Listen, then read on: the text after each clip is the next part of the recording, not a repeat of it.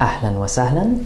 Right now we're going to talk about sound masculine plurals, and I say sound in the sense of regular or correct. Arabic also has a great number of irregular plural forms, which we're going to be learning about later. But right now we're going to talk about, as it's called in Arabic, Jim'a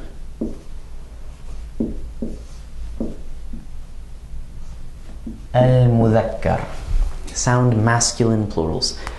This is a plural pattern that we can use very often for groups of humans, either mixed groups of men and women or groups of entirely men. We'll be discussing sound feminine plurals in another video. What we do is we take a noun, for example, like Iraqi, which you might recognize as a nisba, but can also mean an Iraqi male, a male Iraqi person. And we can add one of two patterns, waw, noon, or yah, noon. So, Iraqiyun is what we derive.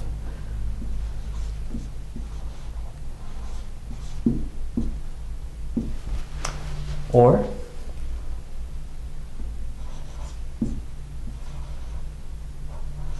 Iraqiyin.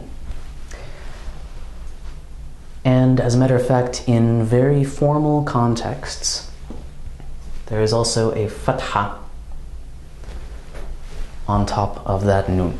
The difference between the two has to do with case endings. Iraqiyun, waw noon, tends to be the default form, unless there are other factors in the sentence that turn it into another case. This is something that we're going to learn more about the details of later on. But for now, default form in Fusha, in formal contexts, Iraqiyun. Another example.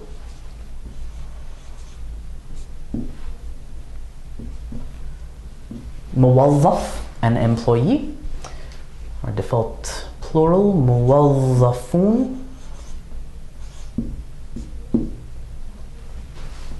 Or depending on case, possibly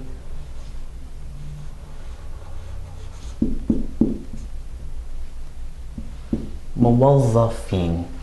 Or in a hyperformal context, muwazzafuna, muwazzafina. Now, the sound masculine plural is a construct that we find in both formal and colloquial Arabic, but in colloquial Arabic, waw noon does not tend to be the default. In fact, we hardly ever see it unless someone is making a point of being formal and trying to speak Fusha in a socio-linguistically appropriate context. So in Syrian Levantine dialect, for example, if we take Suri, a Syrian, and we want to talk about a group of Syrians, we would say Suriyin. And we're definitely not going to hear that vestigial vowel at the end, that fatha. Suri, wahid, one Suri, Suri, Suri, Suri, Suriyin, a group of Syrians. Similarly, if we wanted to talk about an Egyptian in Egyptian dialect, Masri, one Egyptian,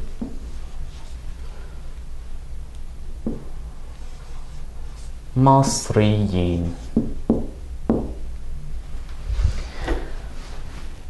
As I mentioned, and this will become increasingly important, this pattern doesn't work for every noun we're ever going to encounter, but it works almost all the time for nisba adjectives like Iraqi, Suri, Masri, and it works for nouns referring to people or adjectives referring to people that have mu or ma as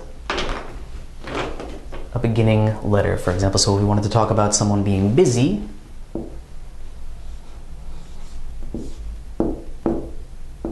مشغول, we could say